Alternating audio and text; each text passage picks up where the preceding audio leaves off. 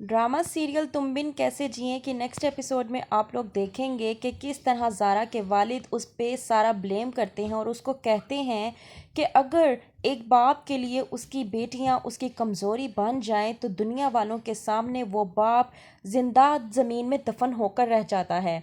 ज़ारा ने बहुत बार समझाने की कोशिश की अपने वालिद को और अपने घर वालों को कि वो लोग जैसा सोच रहे हैं वैसा कुछ भी नहीं है, लेकिन कोई भी उनकी बात को मानने के लिए तैयार नहीं है। दूसरी तरफ ज़ारा का भाई अली जाता है साद के घर में और कहता है कि इस लड़के ने मेरी दोनों बहनों की ज़िंदगी को तबाह बर्बाद करके रख दिया है। साद अब भी इस मानने को तैयार नहीं तो वहीं पर अली धमकी देता है कि अगर मैंने तुम्हारी बहन की ज़िंदगी तबाह बर्बाद कर दी तो फिर तुम्हें इस बात का अंदाज़ा होगा। वो कहने ही लगता है अपनी बीवी को कि मैं तुम्हें अपने होशो हवास में, वहीं पर उसकी सास उसको चुप करवा देती है और साद के आगे हाथ जोड़कर अपने बेटे से विनती करती है और कहती है कि साद मैं हाथ जोड़कर तुम्हारे आगे कह रही हूँ कि मान जाओ, मैंने जो बात करनी थी वो कह दी है। ज़ारा के रिश्ते के लिए मान जाओ तो ही तुम्हारे लिए और हम सब के लिए बेहतर होगा। लेकिन वहाँ ना ज़ारा इस बात को मानने के लिए तैयार है और ना ही दूसरी तरफ साद इस बात को मानने के लिए तैयार है।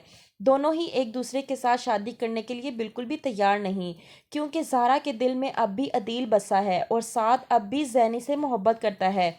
लेकिन ज़ैनी, जिसने खुद अपना घर बसने से पहले ही उजाड़ दिया और अपनी ही बहन को दुश्मन मान रखा है। ज़ैनी और साद की मंगनी सिर्फ और सिर्फ ज़ारा की ही वजह से हुई थी। ज़ारा ने ही साद को मनाया था कि वह ज़ैनी से मंगनी कर ले। इस बात का ज़ैनी को एहसास ही नहीं है।